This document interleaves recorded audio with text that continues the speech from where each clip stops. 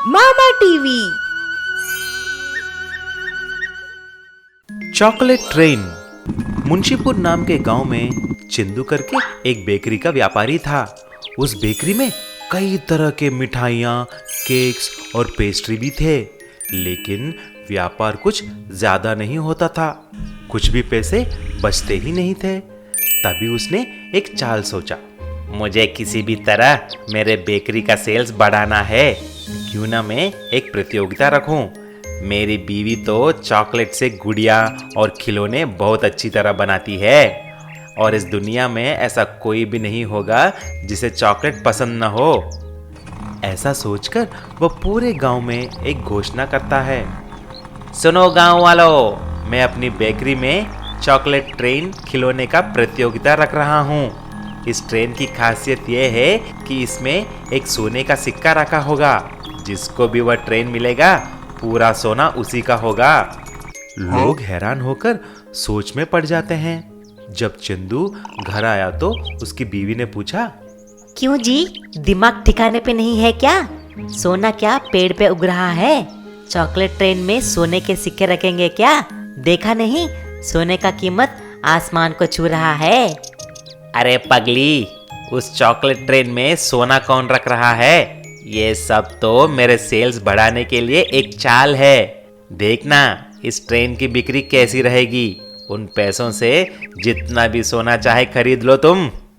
अच्छा, लेकिन सावधान रहना, अगर गांव वालों को पता चल गया तो तुमको मार मार कर चूना कर देंगे। अगर ऐसा कुछ हुआ तो मैं संभाल लूंगा। तुम चिंता छोड़ो और चॉकलेट ट्रेन बनाने में लग जाओ। सिर्फ 2 ही दिन बच गए हैं प्रतियोगिता के लिए। आखिर वह दिन आ ही गया और चंदू ने बहुत सारे चॉकलेट ट्रेन बना के रख दिया और लोग उसके शॉप में आकर टूट पड़े।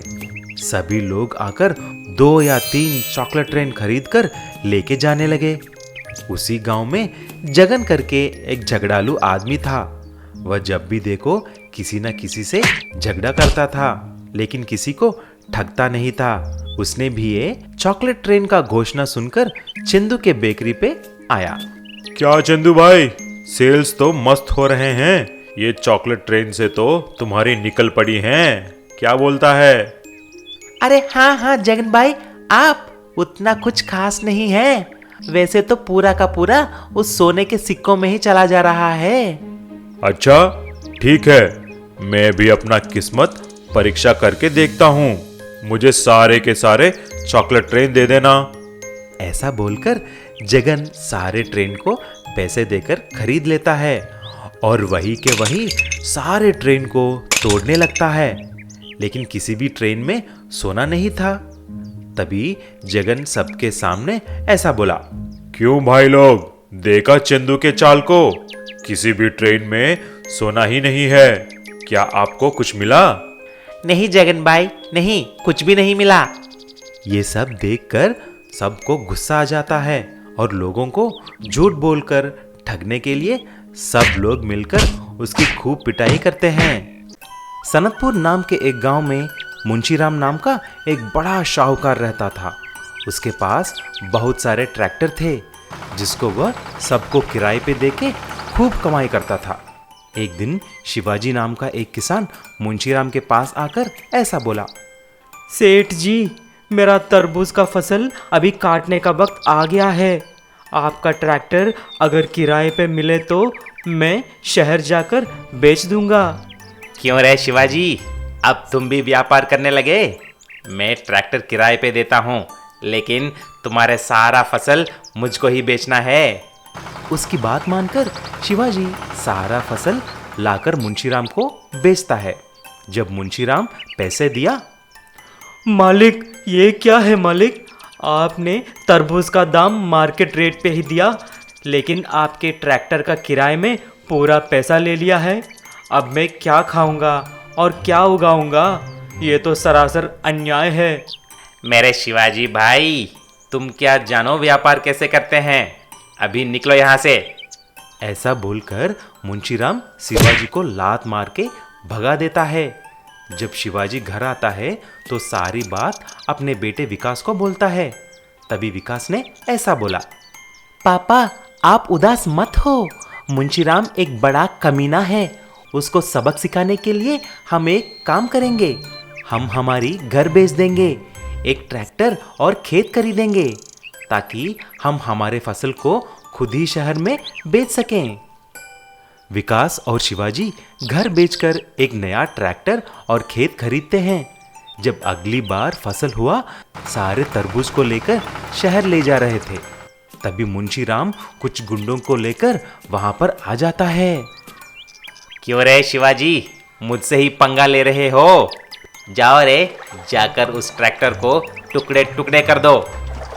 ऐसा बोलते ही गुंडे जाकर सारे तरबूज को खराब कर दिया और ट्रैक्टर को तोड़ दिया। दोनों बाप बेटे कुछ नहीं कर सके। ऐसा ही उदास एक जगह बैठे थे। तभी एक छोटा लड़का वहां पर एक छोटा सा तरबूज का ट्रैक्टर खिलौना लेकर खींचते हुए वहां पर आता है। अंकल अंकल, आप उदास मत बैठो। ये लीजिए, ये मेरा खिलौना है। मुझे ये खिलौना एक स्वामी जी ने दिया है। ये आपको जरूर काम आएगा। वह छोटा बच्चा ऐसा बोलकर गायब हो जाता है और देखते ही देखते वह छोटा तरबूज ट्रैक्टर का खिलौना एक बड़ा ट्रैक्टर बन जाता है।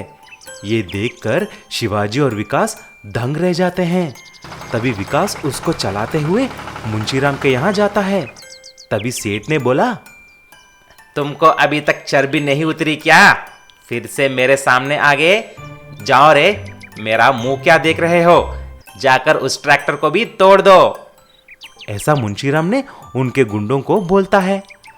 लेकिन जब उनके आदमी तरबूज ट्रैक्टर के नजदीक आते हैं, उस ट्रैक्टर से बहुत सारे बड़े तरबूज आकर उनको मार देते हैं और मुंशीराम को भी जादुई तरबूज मारते हैं। तुरंत सेठ और उनके आदमी वहां से भाग जाते हैं। तब से विकास और शिवाजी अपने खेत में आराम से खेती करके बहुत सारे पैसे कमाए। एक गांव में संदीप नाम का एक व्यक्ति रहता था। उस गांव में संदीप का एक ही ऑटो था। इसीलिए जिस ऑटो में सिर्फ 4 लोगों को बैठना है, उसमें 10-15 आदमियों को ठूस ठूस कर बिठा देता है। कुछ लोगों को ऑटो के ऊपर भी बिठा देता है। संदीप ट्रैफिक के नियमों का पालन भी नहीं करता था। पेट्रोल बचाने की चक्कर में रॉन्ग रूट में चला जाता था। संदीप का एक कमी भी थी, वो बहरा था। उसको ठीक से सुनाई नहीं देता था। एक दिन एक आदमी संदीप से ऐसा पूछा, क्यों रे संदीप, इस गांव में तुम्हारा एक ही ऑटो है, इसीलिए ज्यादा पैसे लेते हो ना, और लोगों को ऊपर भी बिठाते हो? हाँ हाँ भैया, मेरा तबीयत बिल्कुल ठीक है, तुम चिंता मत करो। अरे चिंता मत करो के बच्चे, मैं ज्यादा ऑटो किराए के बारे में पूछ रहा हूँ। ओ भाई साहब, मेरा ऑटो चढ़ना है तो चढ़ो, मुझे ज्ञान मत दो। मेरा ऑटो है, मेरी मर्जी। संदीप कोई भी ग्राहक अगर एक बैग भी लाए तो उसका अलग सा लगेज की पैसा वसूल करता था। ऐसा कुछ महीने के बाद ऑटो बहुत पुराना हो जाता है। एक दिन संदीप रोज की तरह ऑटो के अंदर और ऊपर लोगों को बिठाकर जाने लगा। जब वह रेलवे ट्रैक के पास पहुंचा, तभी अचानक ऑटो रेलवे ट्रैक के ऊपर आकर पंक्चर हो जाता है और ऑटो ठीक ट्रैक के बीच में रुक जाती है। सभी ग्राहक चिल्लाने लगते हैं। उसमें से एक औरत, संदीप भाई, ये क्या हो गया? ट्रेन कभी भी आ सकता है, जल्दी ऑटो को निकालो यहाँ से। क्या? नाश्ता मैंने कर लिया है, ये कोई नाश्ता खाने की वक्त है क्या? अरे नालायक बहरे, ये ट्रेन के बारे में पूछ रही है। हाँ हाँ, ठीक है, आप अंदर बैठो, मैं अभी ठीक कर देता हूँ। ऐसा संदीप ऑटो का टायर में हवा भरने लगता है। लेकिन अचानक एक ट्रेन सीटी मारते हुए वहां से गुजरने लगती है। ट्रेन को देखकर सारे लोग उतरकर भाग जाते हैं। क्योंकि संदीप बहरा था, ट्रेन की सीटी सुनाई नहीं दिया। ट्रेन का ड्राइवर चिल्लाता है, लेकिन कोई फायदा नहीं होता। तभी ट्रेन ड्राइवर ब्रेक मार देता है और ट्रेन ऑटो के नजदीक आकर रुक जाती है। तभी ट्रेन का ड्राइवर नीचे उतरकर संदीप को जोर से एक फटका देता है। क्यों रे बेवकूफ, सुनाई नहीं देता? मेरा ब्रेक मारने में 1 सेकंड की भी देरी हो जाती तो तुम अभी तक अल्लाह को प्यारे हो जाते। इतने में रेलवे डिपार्टमेंट का एक आदमी भागता हुआ उधर आता है। ड्राइवर साहब, शुक्र है जो संदीप ने उसकी ऑटो से आपका ट्रेन को रोक दिया है। यहाँ से आधे किलोमीटर के बाद ट्रैक पूरा खराब हो गया है। अगर आप जाते तो ट्रेन गिर जाती। संदीप ने अनजाने में बड़ी खतरे को रोक दी है। तभी सारे लोग उसकी प्रशंसा करने लगे। अगले दिन सरकार ने संदीप को ट्रेन को बचाने के लिए इनाम भी देती है। अनजाने में लालची ऑटो वाले ने ट्रेन को बचा लेता है। जादुई पैसा कंक्रीट मशीन। एक शहर में मिश्रा नाम का एक बड़ा बिल्डर था। उसके पास बहुत सारे लोग काम करते थे, लेकिन मिश्रा जी बहुत ही कंजूस और निर्दयी आदमी था। मिश्रा जी को कंक्रीट मशीन सप्लाई करने वाले एक आदमी था, सूरज। वह बहुत दयालु और अच्छा इंसान था। सूरज के पास मदद के लिए कोई भी आए उसको मदद करता था, किसी का दुख नहीं देख सकता था। एक दिन सूरज एक बिल्डिंग साइट पे काम कर रहा था कि कुछ लोग आकर प्रणाम करके चले गए। ये सब मिश्रा जी देख लेते हैं और उसके असिस्टेंट से ऐसा पूछते हैं, अरे ओ छोटू, ये क्या है रे? सब लोग आकर सूरज को प्रणाम करके चले गए। मैं इस शहर में सबसे अमीर आदमी हूँ और बड़ा बिल्डर हूँ, कोई भी मुझे प्रणाम नहीं कर रहा है। अरे उस्ताद, सूरज एक नेक इंसान है। उसके कमाए हुए पैसों में से आधा हिस्सा दूसरों को ही दे देता है, लेकिन आप तो दाएं हाथ से भी 1 रुपया दान नहीं करते। आपको कौन प्रणाम करेगा? चल हट नालायक। एक दिन मिश्रा जी के साइड के यहाँ एक बड़ा स्वामी जी आते हैं। वहां पर सूरज भी था। मिश्रा जी स्वामी जी को देखकर ऐसा बोले, देख लो जी, आ गया और एक ढोंगी बाबा। अब ये क्या चमत्कार करेगा? कहाँ से आए रे तू? क्या तुम भी हिमालय से आए हो क्या? तभी सूरज वहां आकर, नमस्कार स्वामी जी, आप पाद यात्रा करके बहुत थक गए होंगे। आइए मेरे यहाँ आकर थोड़ा उपहार स्वीकार कीजिए। ऐसा बोलते ही स्वामी जी सूरज का दिया हुआ खाना खाता है और ऐसा बोलते हैं, सूरज, मैंने तुम्हारे बारे में बहुत सुना है।